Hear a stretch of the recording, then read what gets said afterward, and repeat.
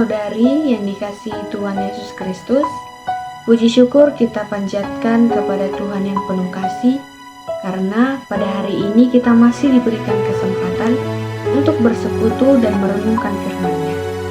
Firman Tuhan hari ini yang terambil dari Yakobus 2 ayat yang ke-26 yang berkata, "Sebab sebagaimana tubuh tanpa roh mati, demikian juga iman tanpa perbuatan adalah mati." Dengan judul khotbah yang saya ambil pada hari ini, yaitu iman yang hidup harus nampak dalam perbuatan. Saudara-saudari yang dikasihi Tuhan Yesus Kristus, setiap kita pasti tahu bahwa iman adalah dasar kehidupan orang percaya.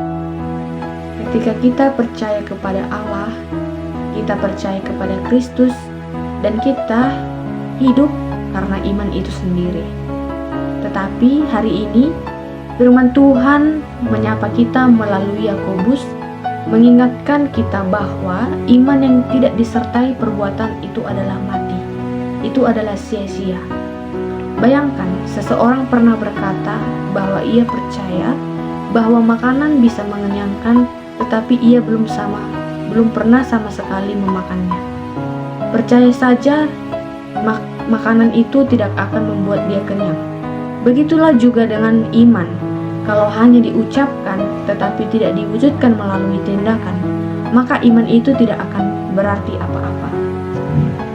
Nah, ada beberapa poin penting yang dapat kita terapkan dalam kehidupan kita mengenai iman yang harus hidup nampak dalam perbuatan kita.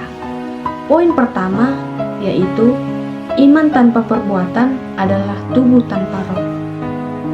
Yakobus pernah membuat pertandingan yang sangat kuat, perbandingan yang sangat kuat. Seperti tubuh tanpa roh adalah mati, demikian juga iman tanpa perbuatan adalah mati. Tubuh yang tidak ada roh di dalamnya mungkin masih memiliki bentuk, masih bisa dikendalikan, tetapi tidak memiliki kehidupan. Begitulah juga iman yang tidak diwujudkan dalam tindakan kasih, ketaatan, dan pengorbanan. Maka iman itu tampak hanya di luar saja, tapi tidak hidup, tidak ada dalam diri kita. Ada banyak orang Kristen yang rajin ke gereja, tahu firman, bisa mengutip beberapa ayat dalam satu hari, bahkan berminggu-minggu, tetapi hidupnya tidak pernah mencerminkan kasih Kristus. Tidak ada perubahan karakter yang ada dalam kehidupannya. Tidak ada buah dalam kehidupannya. Iman ini seperti bukanlah iman yang hidup, melainkan adalah iman yang mati. Nah, poin yang kedua tak kalah penting kita akan membahasnya. Iman yang sejati selalu mendorong tindakan. Iman sejati selalu mendorong seseorang untuk bertindak sesuai dengan apa yang ia percayai. Contohnya Abraham. Di dalam Yakobus 2 ayat yang ke-21 sampai 22 dikatakan bahwa imannya dibenarkan karena bukan hanya kata-kata. Ia membuktikan imannya dengan ketaatan yang nyata. Bahkan dalam hal yang paling sulit di hidupnya, ia berani menyerahkan anak yang paling ia kasihi. Begitulah dengan Rahab, pelacur di Yeriko. Ia percaya kepada Allah Israel, dan karena iman itu, ia bertindak. Ia bisa menyembunyikan para pengintai dan menolong mereka agar bisa lolos. Nah, di sini kita tahu bahwa iman yang sejati selalu menghasilkan tindakan yang nyata. Iman sejati tidak pernah diam, tetapi bergerak. Iman sejati tidak hanya berkata-kata, "Aku percaya," tetapi berkata, "Karena aku percaya, aku akan melakukannya." Nah, poin ketiga yaitu bentuk iman yang hidup dalam kehidupan sehari-hari. Iman yang hidup tidak harus selalu dalam tindakan besar, seperti Abraham maupun Rahab. Iman yang hidup bisa kita tunjukkan dalam hal-hal sederhana setiap hari. Saat kita menolong orang lain yang membutuhkan, itulah iman yang bekerja dalam kasih. Itulah iman yang mempercayai keadilan Allah. Saat kita tetap jujur dalam pekerjaan, walau ada kesempatan untuk curang, itulah iman yang menaruh kepercayaan kepada pemeliharaan Tuhan.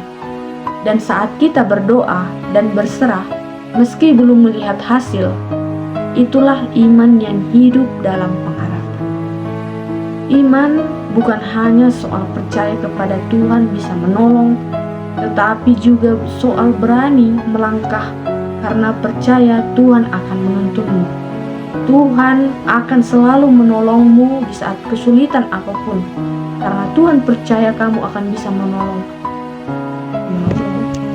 Karena kamu percaya bahwa Tuhan akan selalu ada di setiap dalam masa sulitmu. Nah, poin keempat yaitu bahaya iman yang mati. Saudara-saudari yang terkasih dalam Tuhan Yesus Kristus, Yakobus menulis ini bukan tanpa alasan.